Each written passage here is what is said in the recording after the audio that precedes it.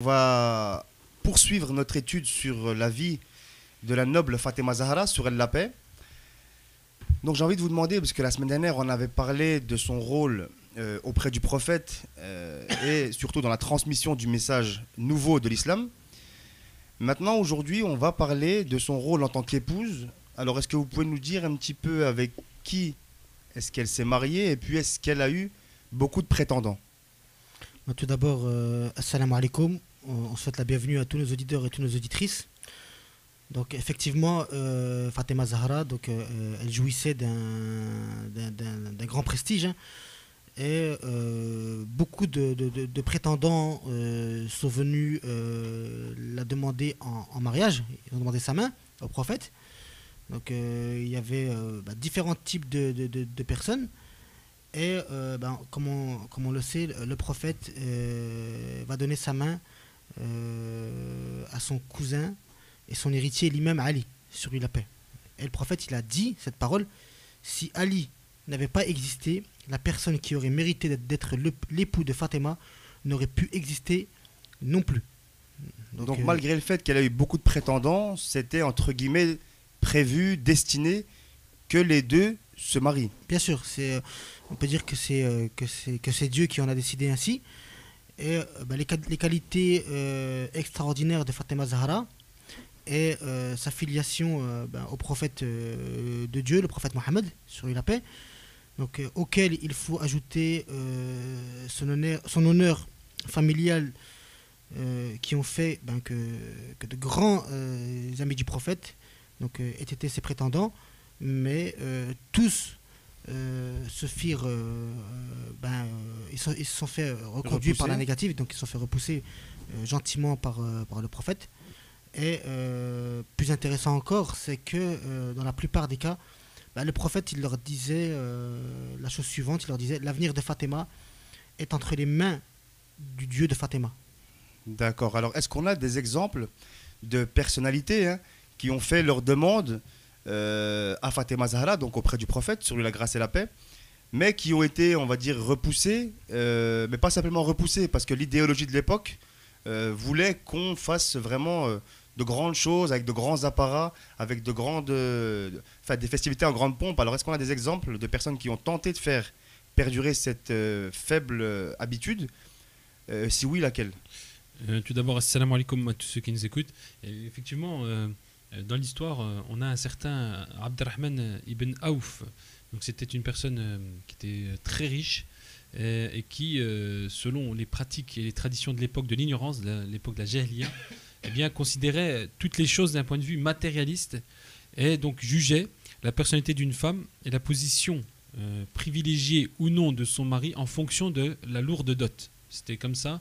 À l'époque, on était dans ce genre de tradition. Et un jour, cette personne-là s'est présentée chez le prophète, que la paix soit sur lui, et lui a dit: si tu me donnes ta fille Fatima en mariage, je lui donnerai en dot 100 de chameaux chargés des meilleurs tissus égyptiens, et en plus de ça, j'ajouterai 10 000 dinars en or. Donc c'était du dinar en or.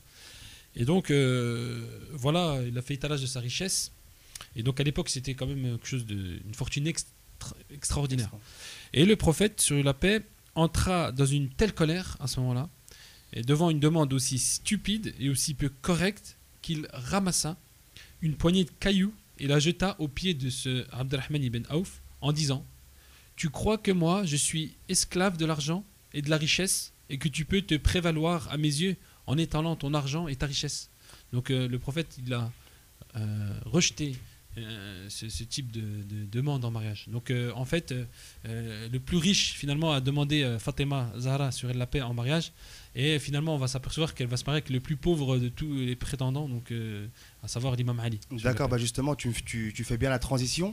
Donc on sait que ça va être l'imam Ali, sur lui la paix, mais est-ce qu'on sait un petit peu les circonstances dans lesquelles ça s'est déroulé, donc sa demande de mariage concernant Fatima Zahra, sur elle la paix? Bien sûr. Comme je l'ai dit tout à l'heure, en fait c'est Dieu qui l'a marié, on va dire, qui a donné l'ordre au prophète Mohammed, sur la paix, de marier sa fille à l'imam Ali, et il lui a dit la chose suivante: il lui a dit, un ange s'est présenté à moi de la part de Dieu et m'a dit: Dieu te salue et te fait dire que moi, j'ai uni ta fille Fatima à Ali ibn Abi Talib dans les cieux. Toi aussi, donne-lui là en mariage sur la terre. Et lorsque l'imam Ali, sur lui la paix, donc il est venu faire la demande en mariage de Fatima, donc son visage il devint tout rouge de honte, parce que l'imam Ali c'était une personne qui était humble et qui respectait humble, beaucoup le prophète. Voilà, qui était pudique, qui était humble. Et le prophète, sur lui la paix, donc lorsqu'il l'a vu, donc il était heureux, il a souri, et il lui demanda: qu'est-ce qui te fait venir auprès de moi? Donc l'imam Ali, sur lui la paix, donc lui c'était une personne qui vouait un grand respect au prophète. Donc il n'a pas pu exposer sa requête, et il se réfugia dans le silence. Le prophète, lui, il savait ce qu'éprouvait l'imam Ali, et le prophète lui a dit: peut-être es-tu venu me demander Fatima en mariage. Donc l'imam Ali, tout timide, il lui a répondu: oui, c'est exactement dans cette intention que je suis venu. Et le prophète, il lui a dit la chose suivante: ô Ali, avant toi, d'autres hommes sont venus me demander Fatima en mariage, et chaque fois que j'entreprenais de parler de ce sujet avec elle, elle n'était jamais d'accord.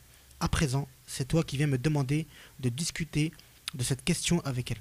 D'accord, donc là j'imagine, donc le prophète, sur lui la grâce et la paix, reçoit la demande en mariage de l'imam Ali, sur lui la paix. Donc ensuite, est-ce que, comme dans la tradition habituelle dans la péninsule arabique à cette époque-là, est-ce que le père, donc en ce qui concerne, enfin là c'est le prophète, sur lui la grâce et la paix, accorde directement la main de sa fille, ou est-ce qu'il fait une rupture et il va consulter sa fille pour lui faire part de la proposition de l'imam Ali? Donc à l'époque pré-islamique, c'est-à-dire avant l'avènement de l'islam, faut savoir déjà que les femmes étaient considérées comme des êtres qui n'étaient même pas considérés comme humains. Donc en fait, elle n'avait pas de droit particulier. Et là, dans cette histoire avec Fatima Zahra, sur la paix, et son mariage avec l'imam Ali, sur la paix, on s'aperçoit que effectivement, eh bien, le prophète, sur la grâce et la paix, va demander l'avis de sa fille et va lui donner le choix. Et d'ailleurs, c'est ce qu'on voit dans les récits historiques, puisque le prophète interpelle Fatima en lui disant: moi, je veux t'unir à la meilleure des créatures de Dieu. Qu'est-ce que toi, tu en penses?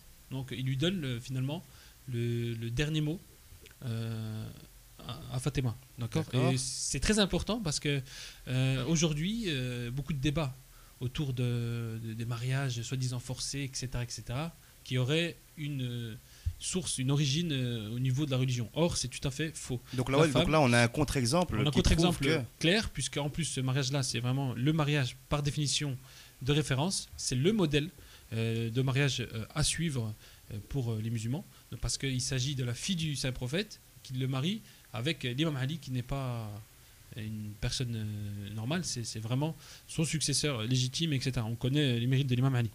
Donc voilà. Et donc Fatima, à ce moment-là, va être noyée sous le poids de sa timidité, quoi, j'ai envie de dire, de sa pudeur.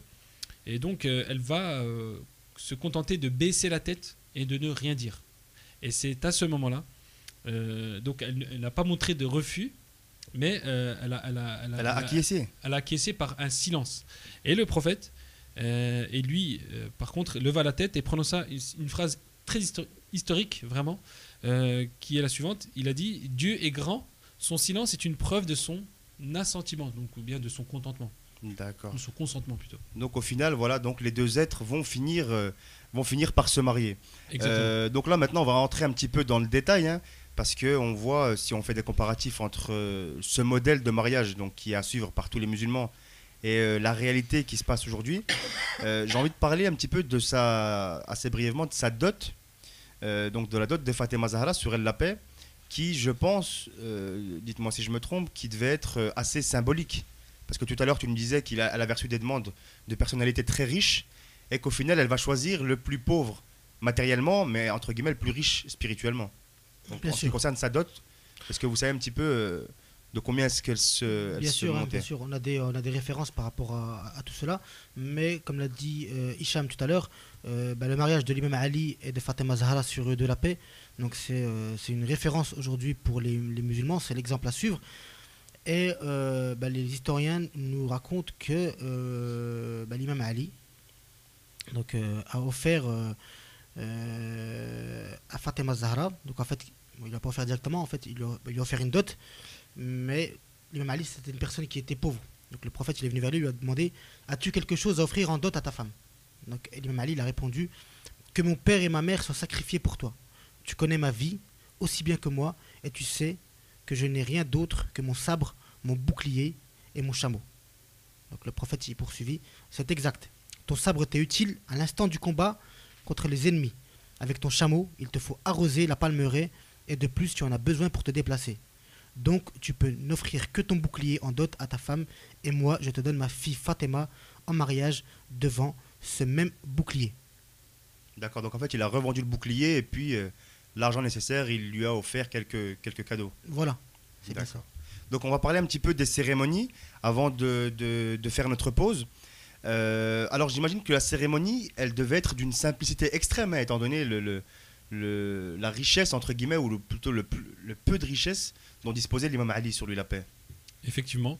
Donc rien à voir avec ce qui se fait aujourd'hui, avec une extravagance quand même exagérée, donc un gaspillage totalement dans l'ostentation. Donc là, effectivement, on a un modèle, comme on l'a dit précédemment, à suivre. Et la simplicité, c'est vraiment une richesse. C'est la vraie richesse, c'est dans la simplicité des choses. Et donc, par rapport aux cérémonies, alors comment ça s'est passé exactement? Donc, le prophète, sur la grâce et la paix, donc, va lui-même organiser les préparatifs. Et donc,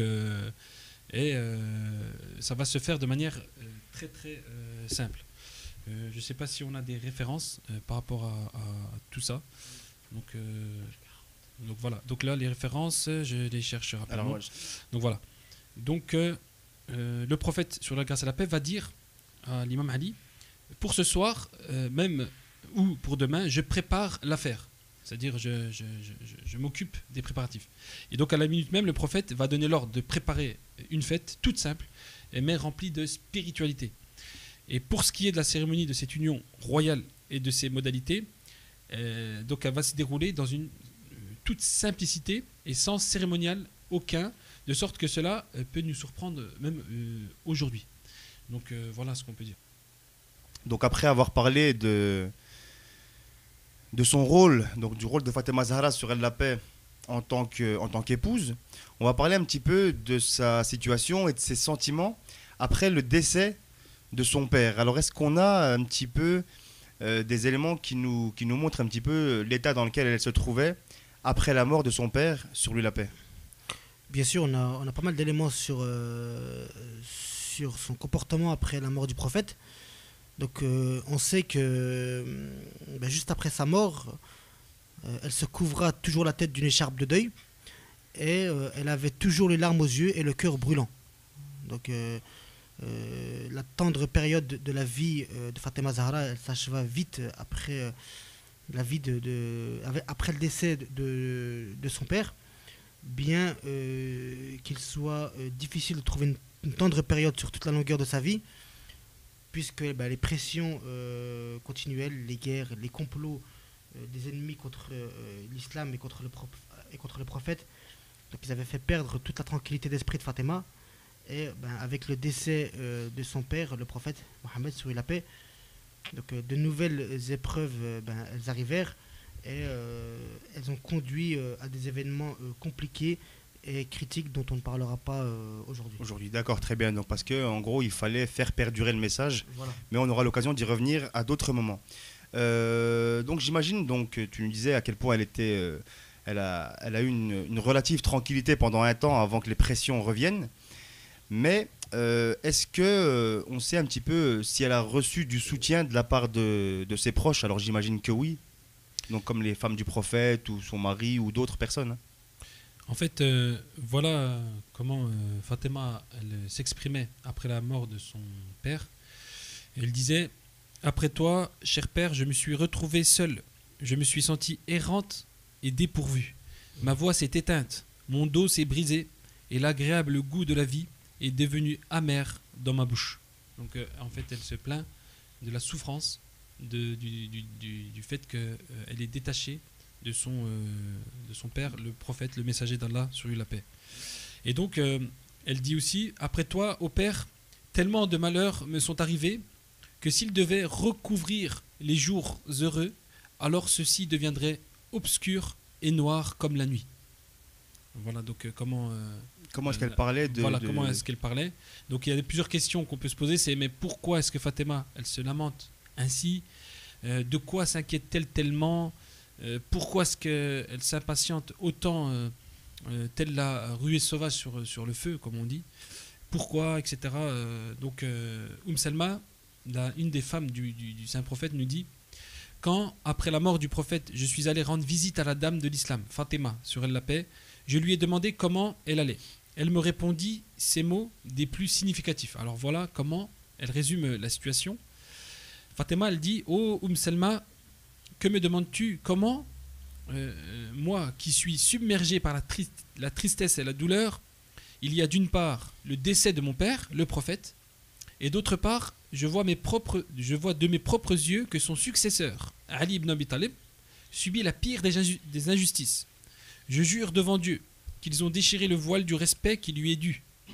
Je sais aussi que ce n'est que le fruit de la rancune de Badr. Badr, c'est la première bataille de l'islam contre les polythéistes, où là, on revoit ressurgir les vieilles rancunes contre l'imam Ali. Donc, au temps du prophète, ce n'était pas possible de s'imposer comme ça, mais là, on voit revenir les hypocrites.